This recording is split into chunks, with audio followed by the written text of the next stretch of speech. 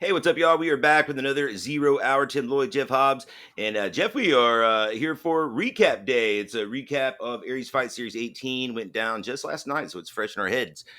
It was at the world famous Cotton Eye Joe, another amateur showcase. A lot of good action, man. Good energy in the building. Although our numbers for attendance were down, certainly comparably speaking to our most previous 2 or 3 shows.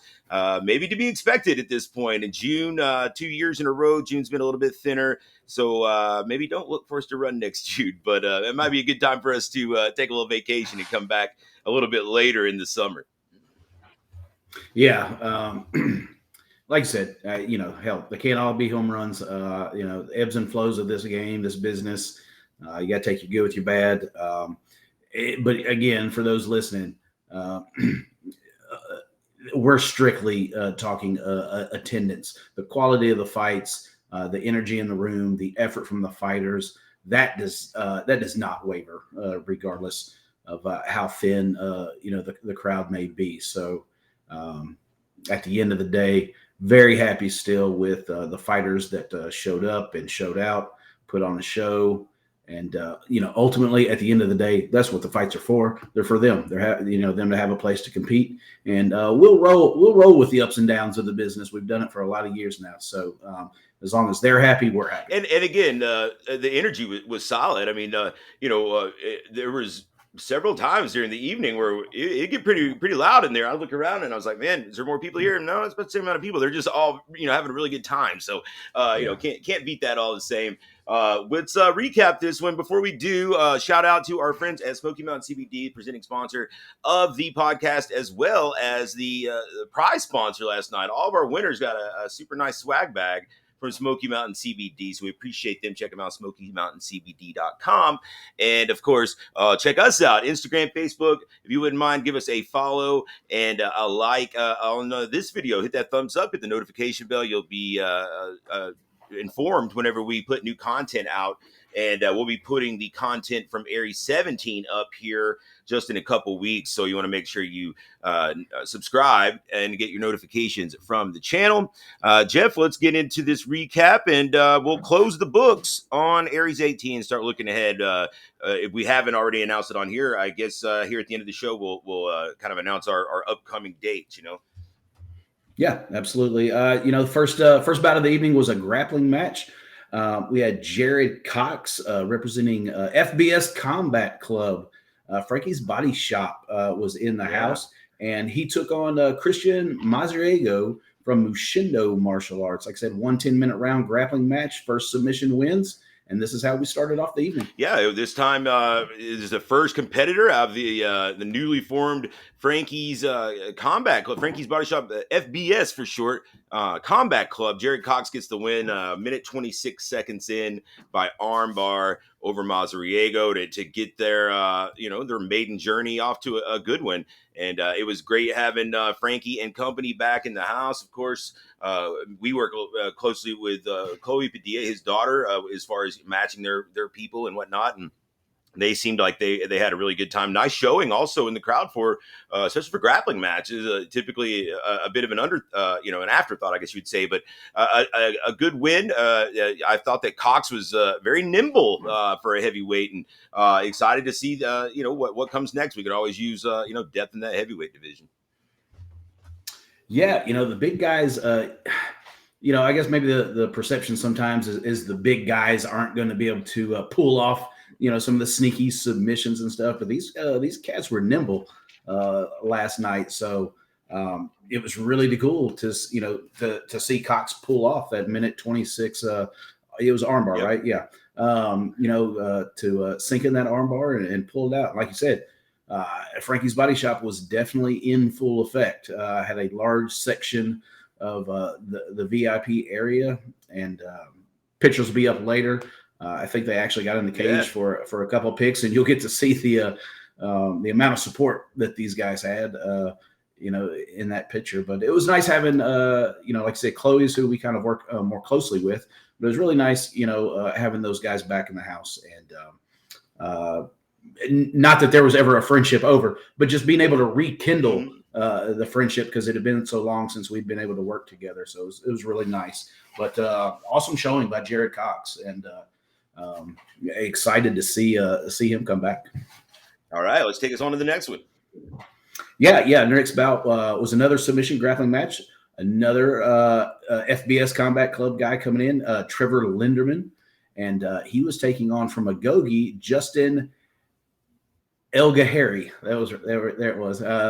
Very difficultly pronounced name. The spelling, we've got more vowels in his last name than I've ever seen before, but I believe I got that right. I asked him. So Justin Elgahari, obviously a Goku Baptist, another high level jiu-jitsu academy there in Chattanooga, Tennessee. So we kind of knew, even though it was the first time Justin really had a grappling match for us, just knowing where he comes from, we pretty much had our thoughts on what his skill level was going to be. And Trevor Linderman was a big, thick cat. Mm. Justin was kind of just the taller, rangier type guy. So two different body styles, but two very well versed grapplers. Yeah, we went to a 10-minute draw on this. We never got a sub, although we were certainly very close multiple times. This is a very one of probably the one more entertaining grappling, just straight grappling bouts Yes. that we've ever had. It was very much the physicality and the wrestling, decorated wrestler and Trevor Lindemann versus just constant attempts at submissions. If it wasn't an armbar, it was a triangle. It was lots of transitions and submission attempts there from Justin, and that was impressive, and it was equally impressive to see that Linderman was able to constantly fight them off and kind of keep the dominant position. We ended up getting a draw there. That was a lot of fun, and a couple guys I look forward to seeing more of. Linderman, I'd really like to see in MMA. A 205 division could certainly use the depth, and you could tell that he's got the wrestling chops to already kind of have a nice little base. And speaking with him afterwards, it sounded like that's kind of obviously submission grappling is a part of Mm-hmm. MMA, and these guys are going to continue to work on that any chance they get. Just the same as guys who take Muay Thai kickboxing matches, is to stay sharp. But it sounded like MMA was kind of his bread and butter, and that was the impression I got from the team afterwards. That I think the comment was y'all will be seeing a lot of us, and that Linderman was going to be ready to come back Nice. in an MMA bout. Nice. So yeah, awesome. We move out of the submission grappling. Our next bout of the evening was juniors MMA under the rules of juniors mixed martial arts, and that was we saw Dawson Dillard from Crossville MMA, who already had one juniors MMA bout under his belt, so he was coming in at 1-0. And Mushindo Martial Arts sent in Brian Ortiz. We've seen Brian several times before, but always in the aforementioned Muay Thai kickboxing, and Ortiz always comes in kind of like just a little Tasmanian devil, nonstop punches. Always comes forward, just a little whirlwind in the cage when it came to kickboxing and Muay Thai. So this was kind of an interesting bout for us. Dawson Dillard had the experience. Ortiz is just kind of an Energizer Bunny type competitor. So was real interested to see how this one turned out. But at the end of the day, it was Dawson Dillard getting the unanimous decision over Brian Ortiz. Yeah, it was 2-1 across the board. All three judges had it 29-28. Can't disagree with it. I didn't really know which way they were going to go, to tell you the truth, because it was, in my opinion, kind of a difficult fight to judge, in that Dillard had the advantage in the grappling, as was expected, but it wasn't super easy for him to get the takedowns. And in the stand-up exchanges, lots of good leg kicks and body punches from Brian Ortiz. it's difficult to judge these type things, I would think, because and I would think it'd be difficult to compete in them as well, just because to have to refrain from punching to the head and just be like punching low, kicking low, things like that. I would imagine is probably not easy, you know. And I think that it would be tough to judge it as well. I think that the bulk of the damage was probably done by Ortiz, but then the lengthier amounts of time and control, you know, and when it could go to the ground was in favor of Dillard. So I didn't have a problem either way it went. A nice experience for both these guys. It looks like Dillard will turn 18, they said, at the end of this year. So he'll be looking, I want to say they were hoping to get an MMA debut in the fall. So it'd be interesting to see how he does when head strikes are allowed. And as for Ortiz, you know, he's only 15. We've got several more years of him on the junior circuit. But man, if that kid continues at this pace when he turns 18, he's going to be salty.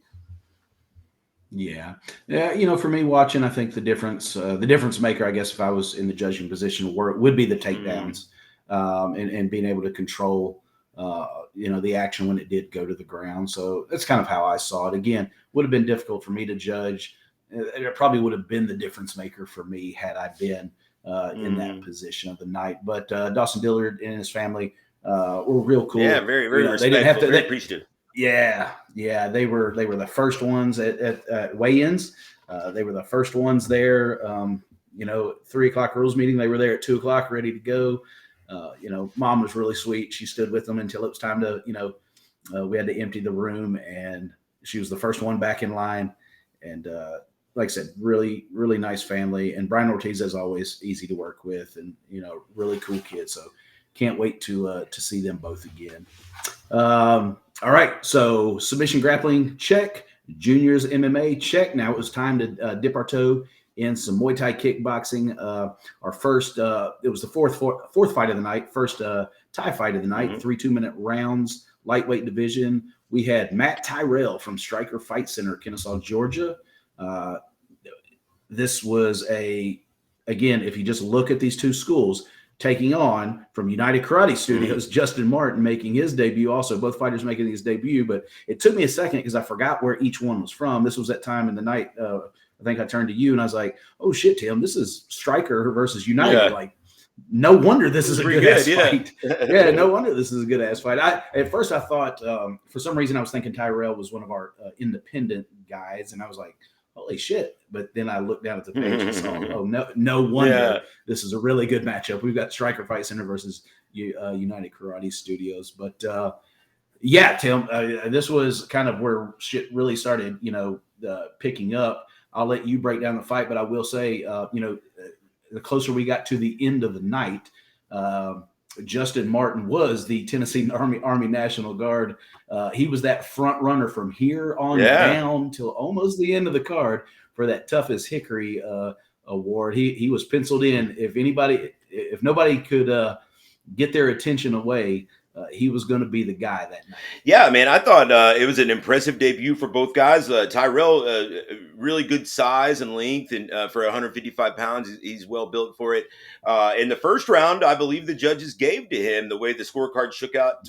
As far as I could tell, it seems like he got the first round, very close first round, and he was sharp. I thought in the first round, second, third rounds, Justin Martin started to really accumulate, damage, landing very, very hard thudding shots. Training partners, one of the main training partners with Tyler Jones, who we'll talk about here in a moment. So he's got Tyler's dad Travis in his corner as well. So he's coming out of just a hellacious atmosphere as far as prepping for a fight. And you could kind of just tell this guy was a gritty guy. Not a whole lot of footwork, but he just kind of marched you down. And it was he would more than willing to kind of take one to give one. And he when he would give one, he was certainly landing very, very heavily there. It ended up being 29-25 across the board, as there was a couple knockdowns, or maybe they were standing. No, actually, maybe it's just standing 8 counts given throughout the fight. All pretty well deserved. I'll shout out one of our newest referees, Harlan Bolton, as well. That was his first Muay Thai fight, and I thought he handled it pretty good. That's a difficult sport to referee, and so for his first win, both of us were like, "Oh man, they've thrown him in here kind of deep for his first one," and he did well. So overall, 3 good debuts in that fight. Yeah, just to piggyback off that, yeah, I think the referees' standing eights were perfectly timed. They were at good moments where I think it was well deserved. But those did not start coming until later in the second round. Like you said, that first round was close. I think Tyrell's gas tank started emptying just a little sooner, than Martin's. Not that I really saw Martin's empty, but that competitively fast paced first round I think kind of got Tyrell winded a little sooner, and that's when things started the tide started shifting in the second. We started getting those standing eights, but like I said, Justin Martin also very good fan base there. Yeah. A nice little pop for Justin Martin. A hell of a guy too, super nice all night long. Just kept thanking us over and over again.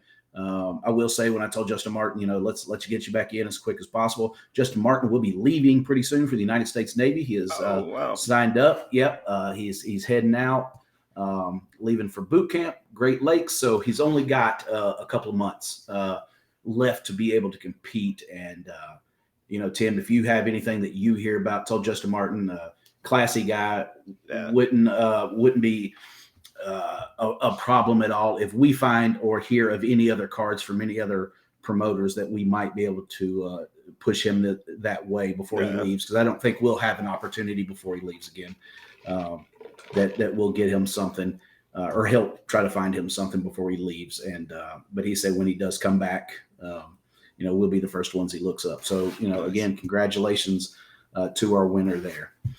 All right. Last fight on the prelims. This will be our second Muay Thai kickboxing match. From here on out, at the end of for the rest of the night, we were MMA the rest of the way. But in our last prelim, second Thai fight, we saw Aaron Burris from Gastonia, North Carolina, making the trip down for a catchweight fight, 195 pounds, for the returning Tyler Jones. 5-0-1, United Karate Studios. Again, kind of on paper, you look at this Burris debut, Tyler Jones, the six-fight veteran. But, the story that's got to be told here is one, nobody's lining up to fight Tyler Jones. There's not a long line, and nobody's knocking on the door, and nobody's blowing up Tim Lloyd's email saying, hey, let me fight Tyler Jones, No. except for Aaron Burris. He wanted the Aaron, best. He said he wanted yes, the top guy. Yeah. he wanted the top guys. He wanted the best guy we could find for him, and that record didn't scare him off. After the fight, I talked to him, and his nickname that he came out to was the Jaw, and I will say it was very well deserved nickname because he's got one. He never went Uh, down. Never went down. He's got one. I'll let you break down the fight, but yeah, very aptly named the Jaw because he absolutely has one. Yeah, well, the final verdict on this, with Tyler Jones gets the TKO in round two. That came at, it looks like, 27 seconds into round two, but there was never any knockdowns. There were some standing eight counts. The damage starting to accumulate, and the referee, had more or less seen enough at that point. But I didn't think it was just a terrible showing from Burris. You can tell the guy hits hard.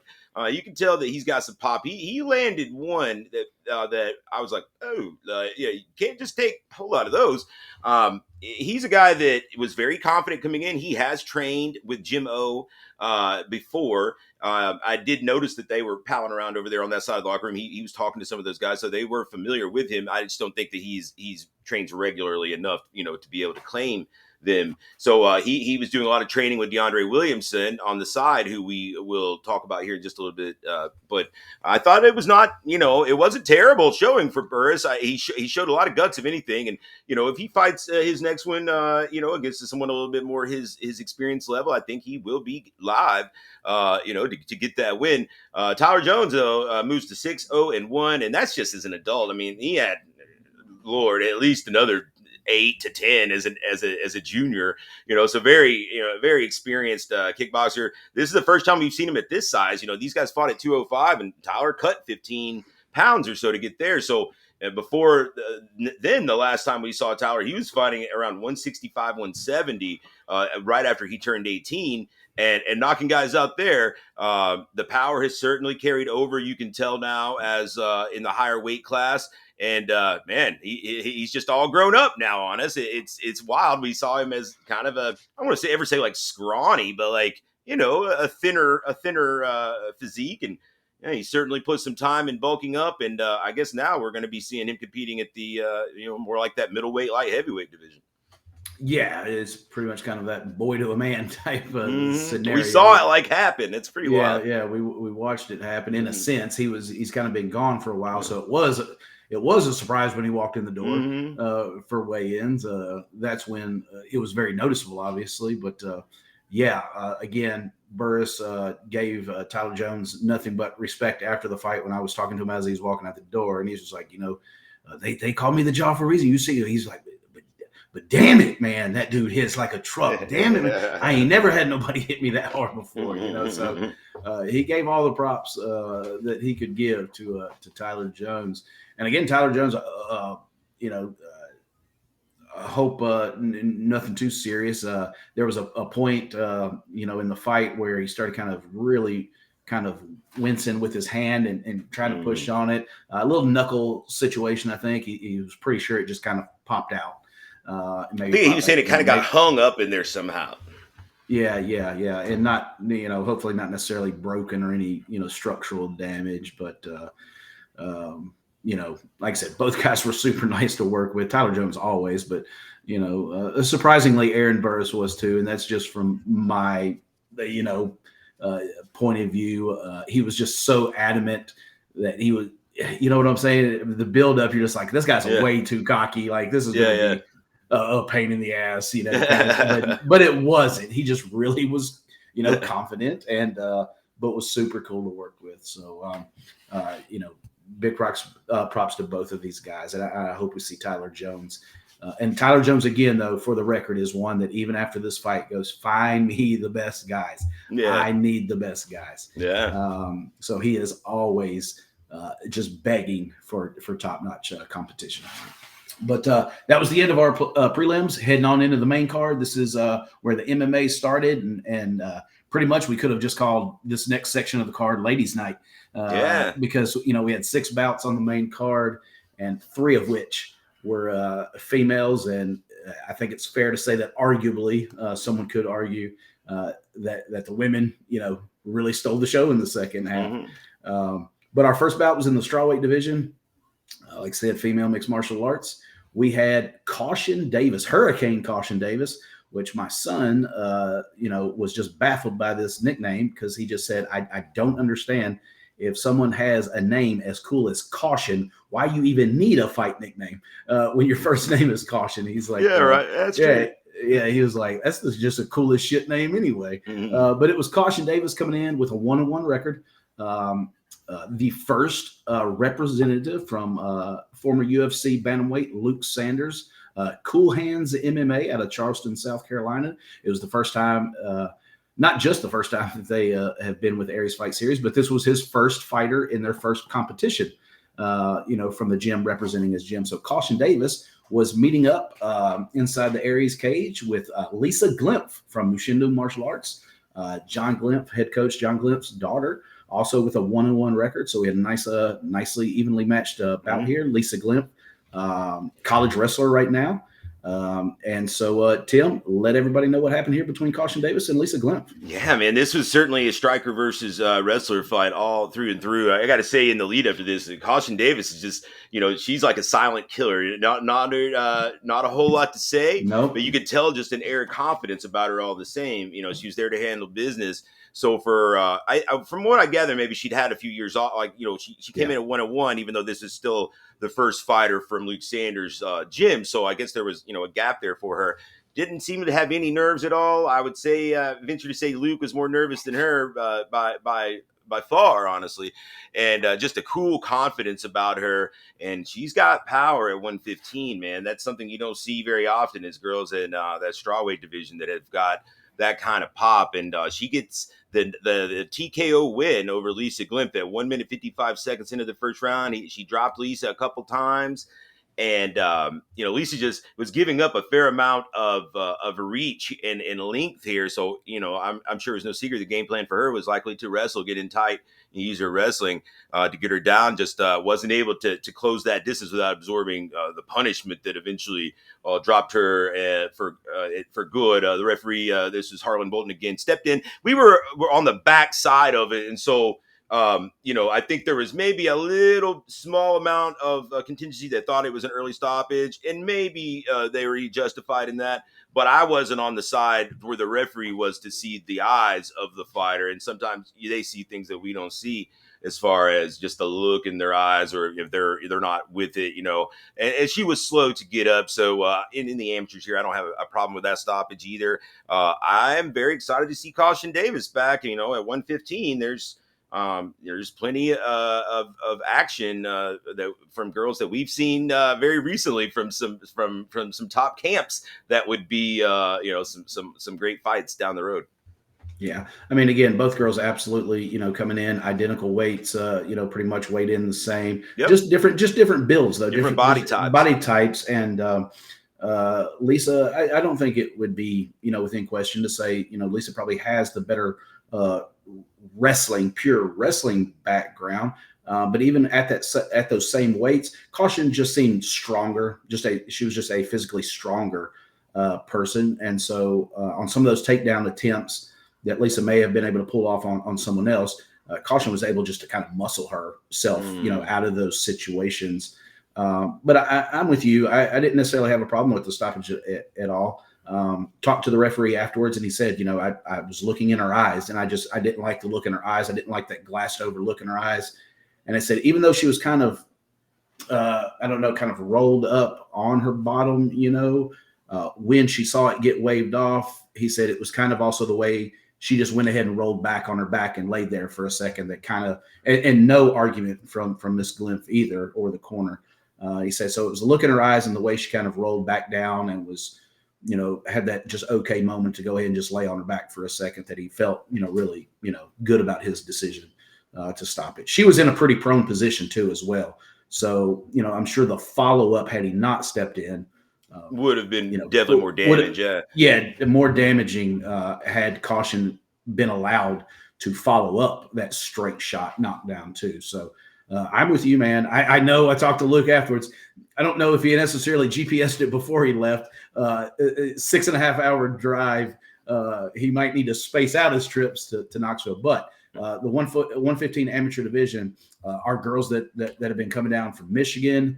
We've just all of a sudden just had a nice little stock of either girls that have fought for us, teammates of girls that have fought for us that Mm. are wanting to also fight for us, or teams and gyms that have seen how many. We've just had a lot of girls here recently, an influx of some of these girls wanting to compete, amateurs. So Caution would fit in there very nicely. Hope she doesn't stay away as long this time as she did last time. But I know, like you said, Luke was probably more nervous than she was, and was excited to get his first win. I will say Caution definitely listened to her corner well, the instructions. But again, Lisa Glimpf's going to come back to. They're a really sweet girl. She's got a bright future ahead of her, so excited for both of these girls. Moving on, flyweight division, 125 pounds. Striker Fight Center, another competitor from Kennesaw, Georgia, Tristan Watson. 3 3-minute rounds took on Austin Swink right here outside of Nashville, Hermitage, Tennessee. Phoenix MMA with Corey Robeson. Both fighters coming in with a 1-1 record. And again, had two really nice gyms here, Striker Fight Center and Phoenix MMA, going head to head in a division that also we've just here recently. We find ourselves 1 second saying it's really shallow. There's just nobody. And then we kind of look at our internal rankings that we keep, and you're like, holy shit, there's a little round robin of about six to seven of these 125ers. So really nice addition of Tristan Watson being able to slide into this 125 action, especially because a lot of our 125ers, like I said, round robin, have tried to fight each other already, or either have fought each other. So it'd be nice to have some new blood in there But Tim, what happened between Watson and Swink? Yeah, this one we went all the way to the scorecards. Not really a surprise there. Maybe a bit of a surprise with seeing how the first round went. I guess this was two varying attacks. Austin Swink was really chewing apart the leg kicks and the body kicks, and he was kind of like banking those early in the first round, and it began to help him pull ahead in the second and third rounds. Whereas Watson was landing big, heavy, powerful head strikes, dropped Swink a couple times in the first round. So if you were, after the first round, you're like, oh, I don't, we may get a finish here. He's dropped him a couple times, and Watson able to probably get that first round. But after the second and third rounds, Swink just kept piling on the damage with those leg kicks. They really were accumulating, and they slowed Watson down, and he was visibly beginning to respond to them in a negative way, obviously. That said, it's still dangerous the entire time because he seemed to have the more power in the shots that he was able to land, whereas Swinks was kind of like a chip away at you, an accumulation of sorts. And at 125, you see that it's not unheard of. It's how a lot of guys, the recipe for success. And so Swink also had some good moments on the ground, going for submission attempts and whatnot. And he gets the unanimous decision here, 29-28, 2-1 across the board, all three judges.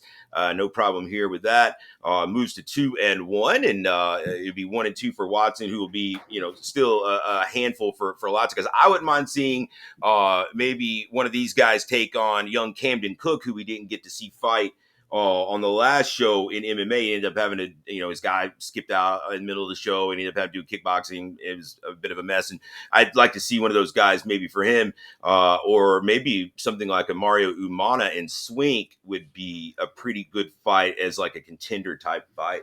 But lots of options, or kind of all in the same level right now at 125. Just lots of guys that are right at 2-1, 2-2. 2-1, I think that a couple wins for someone out of that pool will create a good next challenge for the champ Bryce Warner.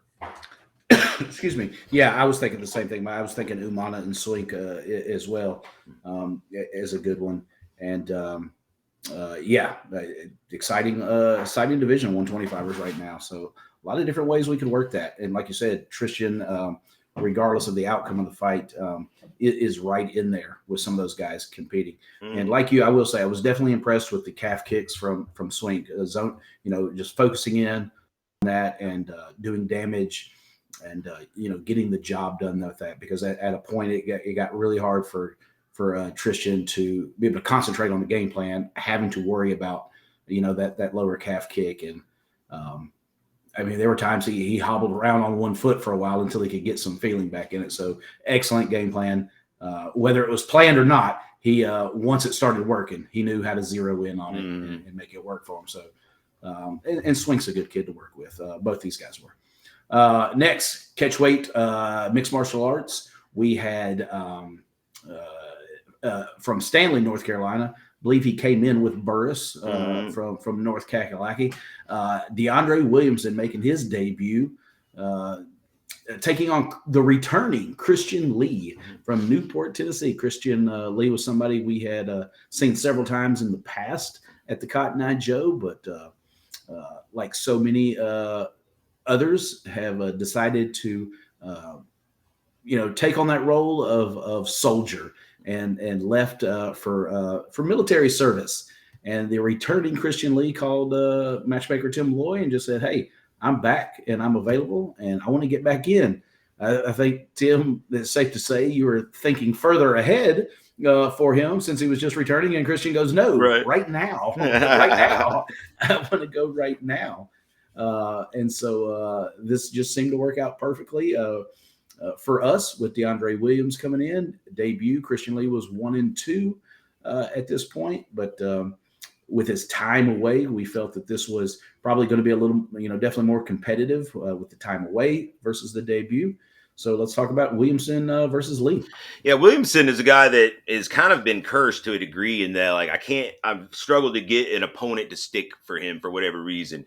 Now, he does have some street beefs experience, so maybe that has something to do with it. I can't, I want to say he goes by maybe the Afro Samurai or something along those lines in street beefs, but yeah, had several guys take the fight with him and then pull out, and it ended up Christian Lee, he hit me up, just got back in, and he was ready to take one.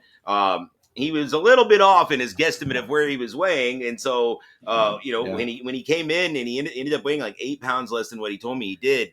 So we had a bit of a discrepancy in the weight there, and Christian's still willing to step in there and do this thing, and held up admirably considering he took the fight on about 2 or 3 days notice. Honestly, we went to the second round though, and it ended up being DeAndre Williamson who got the win by TKO 58 seconds into the second round. Just an odd clash of styles here. It wasn't one of those fights where DeAndre was really just whipped Christian's ass or anything. It's just the way that his style is very awkward, I guess, to say the very least. There are the way that he will kind of turn and then like circle out could be mistaken for timidity if you don't know that, like, that's just kind of how he does. It's just how he circles and retreats. A lot of like kind of hands down, look away, kind of theatric showmanship from Christian Lee, which we always love. He's a fun guy to watch, and I think DeAndre. It took a little while for him to get used to that, but ultimately the reach and the length advantage that DeAndre had, he was able to just use those jabs on the entries and catch Christian before he could get close enough to do any damage, and ends up being able to finally stop him with strikes about a minute into the second round. DeAndre creates some very interesting matchups in the middleweight division, I think, moving forward. And, Christian will be going back down to the welterweight division where he needs to be. Looking forward to working both these guys again. Yeah, I know this was a catchweight bout, but if Williamson, you know better than I do. If 85 is more of his natural weight, then yeah, he could slide himself right into some interesting matchups. We've got some situations right now where we got some middleweights looking for opponents for future shows. So maybe we can make something work there. Yeah, not to interrupt you, but the originally was set to be a 185 fight Okay. for Williamson, and his first opponent he pulled out, and so we were on that search trying to find him someone, and he got a bit lax on his cut because he didn't have an opponent necessarily set, so he didn't get the opponent set till like 3 days before, and at that point he was back up in that 200-pound range, and so only felt comfortable cutting 5-7 pounds since he hadn't done it before. So that's kind of the caveat behind all that. I believe he will be a 185 when we get a 185 fight to stick like long, like full term. Okay. And I think to be fair too, he I can't remember exactly, but I don't think he utilized that 195. I think he was 92, 93, something like that. Right. So Yeah. so Yeah. he He was was he was still under that. yeah, yeah. All right, so feature bout of the evening, we're down to the last three fights. Arguably, these next two could probably go head to head for fight of the night, but this Mm, next one has my vote, just for the back and forth battle that it was. But female mixed martial arts, catch weight of 118 pounds. It was the ninth bout of the evening. This one was sponsored by Warrior Home Improvement. Greg Hopkins, our good friend with Warrior Home Improvement, was in the house also to watch this fight. yeah. We had from Chattanooga, Tennessee, claiming independent right now because there was, a recent move to Chattanooga. So she's getting her feet back wet, getting in the gym, but had support from the Agogi team that night. Bailey Flaherty making her mixed martial arts debut. Like I said, from Chattanooga, taking on from Mushindu Martial Arts, Marietta, Georgia, also debuting Casey Bice. Yeah, this one was probably my favorite fight of the night. To tell you the truth, like I said, just so much back and forth. Both ladies had great moments. It was brutal in its ways. Honestly, too. Both ladies absorbing some damage, and a really rough weight cut for Flaherty. That you could tell that she really went through hell on the weight cut for this one. That said, she kind of had a noticeable size advantage because of it.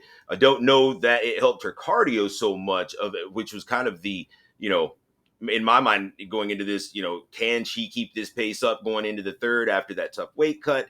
And that may have ended up being a big part of her kind of fading down the stretch as Casey Bice gets a third round win by TKO in this win at looks like a minute 50 seconds in. So there's just over a minute left in the fight, in a fight that both ladies were having, really, really good performances. I'm a fan of both of these girls afterward, no doubt. Casey Bice gets the toughest hickory award from the U.S. Army National Guard, and or it was third round TKO win for her that she was able to get her back, able to get the hooks in, and just kind of work until she finally got that stoppage. Both ladies really good performance. 115 moving forward. That's going to be just two more additions. To like we were saying earlier, is makes that those really good fights that we can come up with. And Caution Davis and Casey Bice seems like it'd be a really great fight too. That could happen as well. So.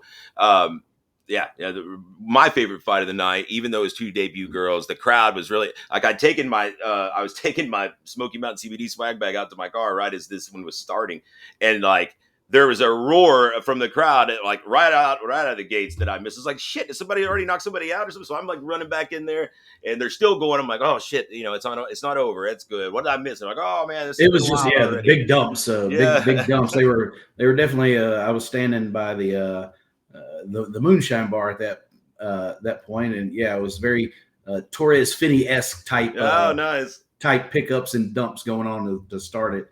I tell you what, though, I bet the Casey Bison and Lisa Glimpf have some good rounds in the gym. With their wrestling. I bet those are some pretty competitive rounds. Mm-hmm. But not getting ahead to the next bout, but I guess what I'm getting ready to say kind of was my thought on both of these. Both of our blue corner fighters, Bailey Flaherty in this instance, had the tougher weight cuts, had to utilize, the entire weigh-in period in the hour extension for being heavy on their first attempt. And, should either of these fights, been more of a striking battle, a boxing, kickboxing, maybe those hard weight cuts wouldn't have hurt so much. But when you've got Casey Bison there and Bailey is a wrestler by trade, they're going to grapple. And that grappling after a tough weight cut, is really going to zap you way more than had it just kind of stayed standing and you've been able to pace yourself and move around the cage. When you just immediately go into these just extremely hard nose back and forth grappling and being heavy on each other against the cage and top control time on the ground, those tough weight cuts, really, you start to see the effects of those tough weight cuts. But, this was one, it was just back and forth. Flaherty started out strong in the first round, and I believe she was the one that actually got the first big dump on Bice. But then you just see those, they're almost like just this tight little ball on the ground, and all of a sudden, a transition and a sweep. And that's when the crowd goes crazy again. Every time that there was a sweep after some dominance, Casey Bice definitely was gaining a lot of fans. I had some behind me at like you said, the Tennessee Army National Guard table that was behind me. They didn't know her from Jack. And they were like, that's our girl. That's our girl. Yeah. Had gained a lot of fans. And I think you and I both know too, as soon as this fight was over, because we had talked earlier about up to this point, Justin Martin was in the lead for that award. Mm-hmm. And they had told us that. I knew to go over there and walk towards their table because as soon as this fight was over, we met each other halfway. And he's like, don't you? Yeah. I was like, you changed your mind, didn't you? He goes, absolutely. Mm-hmm. He said all of our National Guard members that were dispersed throughout the crowd, I guess, had all texted after that fight and put their vote in. That was our guy or girl, if you will. But man, this was it was back and forth, and it was grueling to watch because just back and forth. Given these girls gave everything they had, 2 debuts. Flaherty even, kind of towards the end right there, getting busted up. Marcos having to come in and work some blood. So this was awesome. And like I said, Flaherty is going to get back in that gym more. The weight cut won't be as bad next time. She'll have herself. I think, in my She's personal gonna be opinion, good.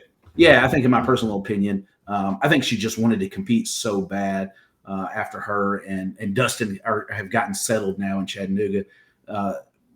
that I don't want to say it a negative rushed into it, but probably could have used some more time being settled in the Chattanooga area before taking her first one. But she's a fucking competitor, so she just wanted to compete and fucking pick a fight with somebody, and she did, and it was awesome to watch. So I think both of these girls, again, they'll be able to. Casey Bice was even under 118 to catch weight, so 115 is without question her weight class. Bailey Flaherty will get her weight. Granted, she got to her limit. She got where she needed to be. So let's not, I don't want to act like she didn't. She was, Gamma gives a 1.9 allowance, and she got there. But she'll get to 115, and both these girls are going to be huge additions.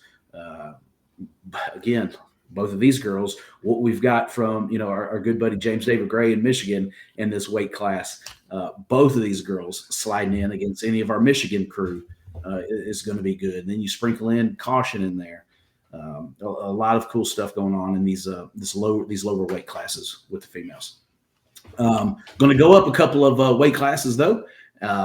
Another female mixed martial arts 3 3-minute rounds. This was your co-main event of the evening. Scorpion Fighting System, James David Gray's crew out of Brighton, Michigan, bringing back Sierra Buxton, who the last time we saw her was in a 5-round war title fight with champion Mary Rosenbeck. She made the return trip to Knoxville, Tennessee, and brought her Michigan crew with her. Heard a lot of instructions from the crowd in different spots. So it sounded to me like Sierra Buxton ended up having, a nice little handful of people make that trip from Brighton, Michigan. But she was taking on a lady that has, pretty much made her home with us, with Aries here, it seems, over the last, year and a half to 2 years. Also, we have seen her in 2 wars with champion Mary Rosenbeck. Samantha Buttery, the Blue-Eyed Devil from Pettigo Submission, and is it Loughran's? Loughran's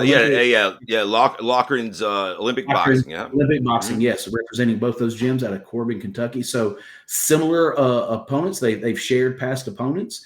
Both did wonderful against those opponents. Sierra Buxton, I believe, if I remember quickly, went the distance and may have been split. Yeah, split on that one. Samantha Buttery, the first time, went the distance and split with Mary. Second time, I think it went to maybe the late 4th or early 5th round with Mary. So both girls had a lot of cage time in against our champion, getting to meet up against each other. And this one, like I said, right there neck and neck for probably fight of the night. No, yeah, there's another. It was another decision. It went Samantha Buttery's way here. Unanimous decision, 2-1 across the board. That's how I saw it as well. First round, we saw a different version of Samantha Buttery than we have seen. I think just a much more aggressive, strike first, stay up, push the action forward, no steps backwards. Definitely kind of taking the fight to Sierra Buxton, and I think that maybe surprised everybody just a little bit. There was just an obvious kind of that kill switch was engaged there in the first round. We got some double hammer fists from Mount, Donkey Kong style. We've seen that for the first time out of Samantha, and just a very aggressive first round. She wanted to make sure, I think, that if she didn't get the finish, she had definitely clocked or banked that first round for sure. And first 2 rounds, I think, were definitely Samantha Buttery's. Third round, I thought Sierra started to kind of catch a bit of a groove and started having a bit more success and got that third round, but it's just a little bit too little too late as Samantha Buttery gets the decision win unanimously, moves to 5-2. In my opinion, I think that, coming off a win here against a very tough opponent from a decorated gym is time to go pro for Samantha. We'll see what they decide. But, at this point, I don't have a whole lot of other options in the amateur ranks, with her amount of experience at 145. And so, we'll talk to her and see what her next move is. But that would be my advice. As for Miss Buxton, always a pleasure to work with. So professional, only 19 years old. Certainly has a demeanor that is beyond those years.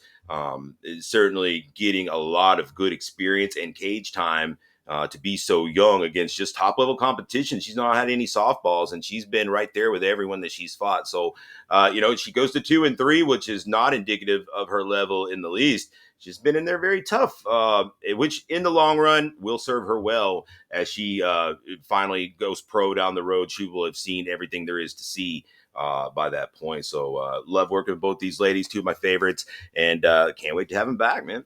Yeah.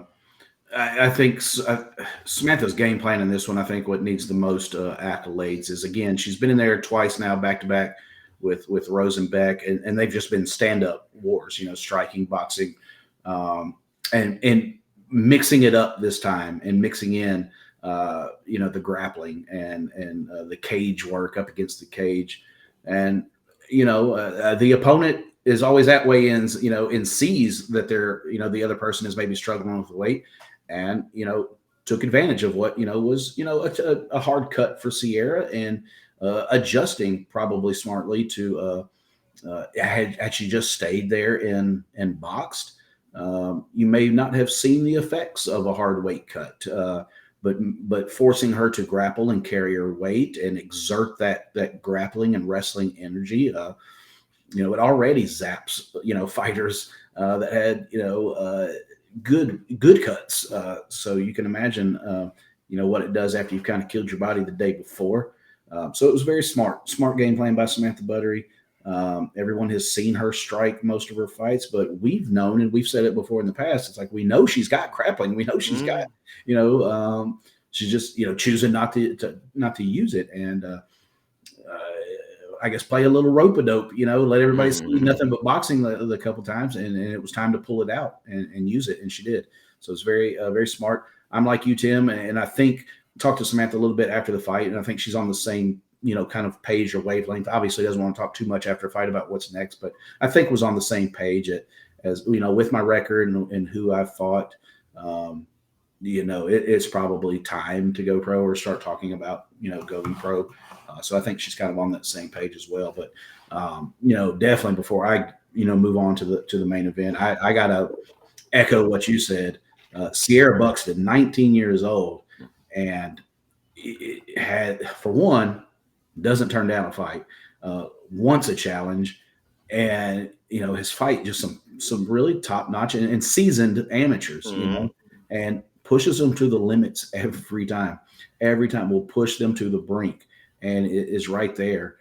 And this is just a situation where when get a few more years underneath her, she's still so young. She'll be still so young at 22 and 23. But with the coaching that she's got with James and David and that Scorpion team and the teammates that she works with and who she's working with, that whole iron sharpening iron cliche is real, and she's up there with some really nice females and competitors. This stuff is going to all pay dividends. It's going to pay off for her. These tough fights in the beginning, when it all starts to click and she just gets older and just that natural maturity and more practice and time, the sky is still the limit for Sierra. She's 19 without like a pedigreed background like a lot of these girls have from wrestling or grappling. She just more or less jumped into MMA fresh. So even more impressive, really. Yeah, absolutely. So she's one that she's one that when she doesn't win, it hurts my heart because she's such a sweet girl. And so you hate seeing somebody just down on themselves, but you just really hope that they're listening to everything everyone is telling them when they're telling her, girl, keep your head up. Absolutely keep your head up. You have nothing to be ashamed of.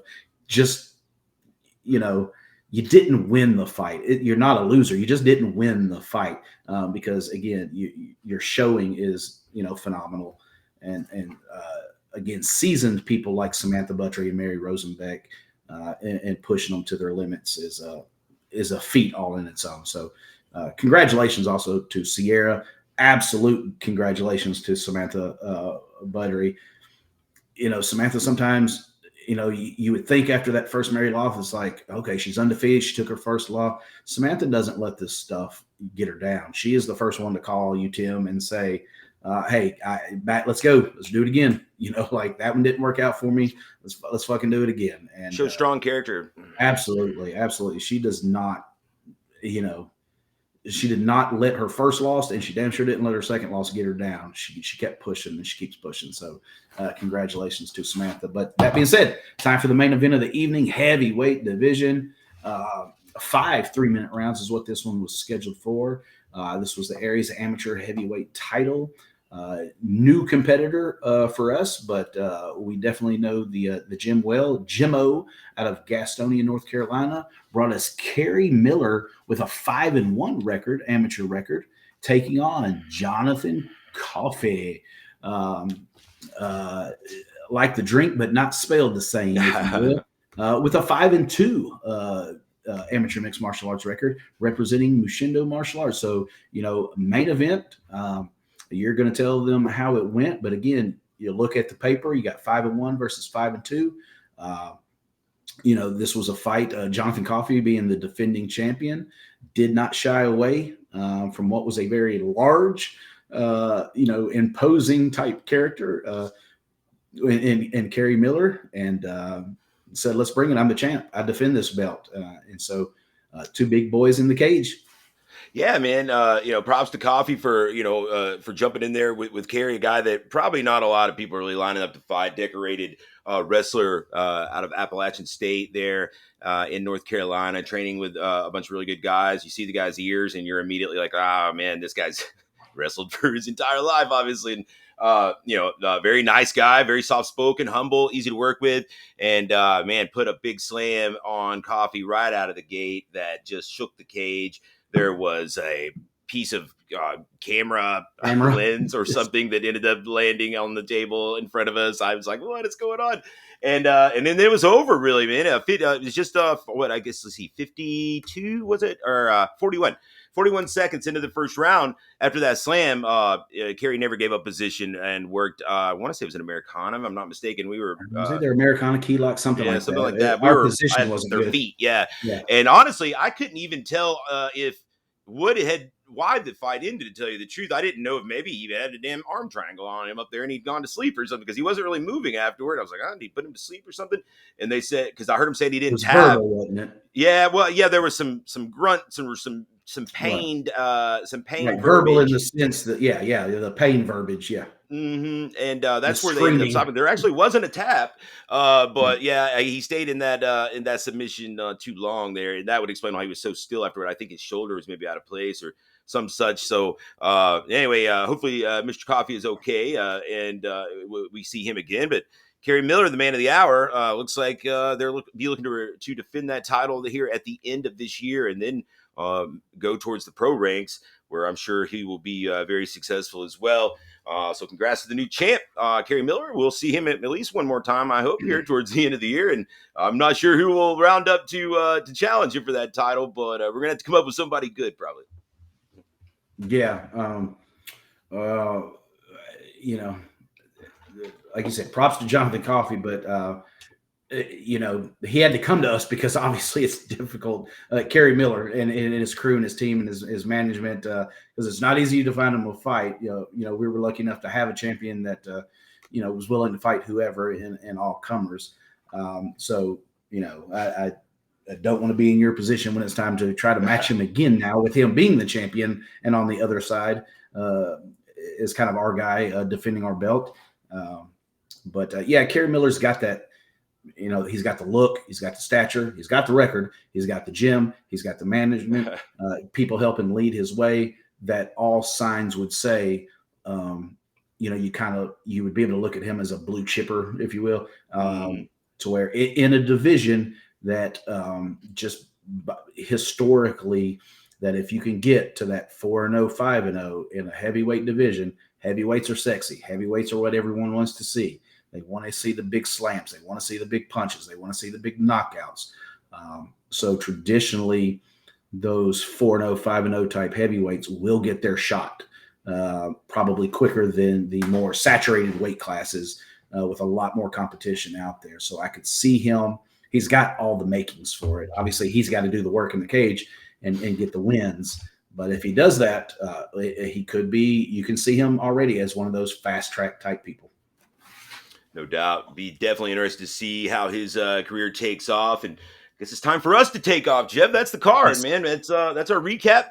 putting Aries 18 in the rear view. Congrats to everyone that competed. We really appreciate you guys seeing through your commitment, putting on a great show for those in attendance. And you can catch the replay at Expectation Sports, by the way, and you can catch them right here on the 0 Hour YouTube here in about 4 weeks or so. So make sure you subscribe. Make sure you shoot that thumbs up, a push as well. And Jeff, any parting words before we wrap this bad boy up? No, Expectation Sports has got one on tonight. Hey, our sister promotions out there that are kind of in that Expectation Sports family. I'm going to check out its Attitude right tonight. There's I'm going Attitude to, and Maverick, actually. There's yeah, two Maverick. shows on Yeah, there. I'm going to check out. I'm going to check out the Attitude card tonight. There's Mhm. some guys on there that we know and are I've been interested in. So you guys, I'm going to post this tonight. This video Yeah. tonight when T. I can. Cummins, Christian Eccles is on Yeah, that card. That's one I absolutely. would definitely be interested in. Interested in watching that. So after I post this video up, you guys tune in. Use that subscription you got from watching last Yeah. night's Aries card to watch the fights tonight on Spectation Sports. And also be looking tonight. I'm going to drop that first bout for July 29th, Chattanooga, Tennessee, Chattanooga Convention Center. We return. A fucking hell of a show the last time Really we were good. there. It was a pro-am card, but I'm going to tell you that this all amateur card, this trip is going to rival it. We're going to go ahead and drop that damn main event tonight. So be looking for that here shortly. And tickets are on sale on fightertix.com for the show. Your first two fighters will be listed in the drop down tonight. Yeah, they're going to fly, folks. We'll tell you that. So, even though we haven't announced all the fights, I promise they're going to be really, really good. So you might want to go ahead and grab those tickets while you can. As soon as you see either somebody in particular watching for to be on that card, I would get your tickets quickly because all the tables sold out very, very fast last time, and we expect them to be even faster this time. That's going to be July 29th in Chattanooga, Tennessee, downtown at the Convention Center, Aries 19. And stay tuned to the social media. We'll be announcing some fun things right afterward, man. It's going to be a nice little 7 to 8 week break for us. But when we come back, Jeff, potentially 3 Jesus Christ. fights in 3 weeks. Somebody talk us out of it. Yeah. It's going to be a pretty wild ride here to close out the summer. For Jeff Hobbs, I'm Tim Lloyd. We appreciate you guys joining us for another edition of the 0 Hour. We'll see you guys next time. Peace out. See you.